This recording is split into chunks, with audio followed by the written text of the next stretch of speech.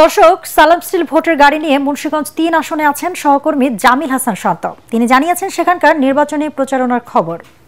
ভুক্ত প্রার্থীরা কিন্তু এখানে বেশ জোরসোরভাবে তাদের নির্বাচনের প্রচারণার কাজ চালিয়ে যাচ্ছেন। বিভিন্ন মিছিল মিটিং থেকে শুরু করে ভোটারদের বাসায় গিয়ে গিয়ে পোস্টার বিতরণের মতো প্রচারণা কিন্তু প্রার্থীরা করছেন। আমার সাথে এই মুহূর্তে এই এলাকার স্থানীয় দুজন বাসিন্দা রয়েছেন, তাদের কাছে জানতে চাই আসন্ন নির্বাচন নিয়ে আসলে আপনারা কি ভাবছেন। ভূমিকম্প সহনীয় মোস্ট ডিউরেবল দেশের প্রথম থার্মেক্স রড সালাম স্টিল। সালাম স্টিল বোঝে ডিউরেবিলিটি। সালাম স্টিল মোস্ট ডিউরেবল স্টিল। আমরা চাই এই দেশে কোনো গন্ডগোল যাতে না হোক, সুস্থ নির্বাচন হোক। আমাদের এখানে রাস্তাঘাটের বিশাল সমস্যা।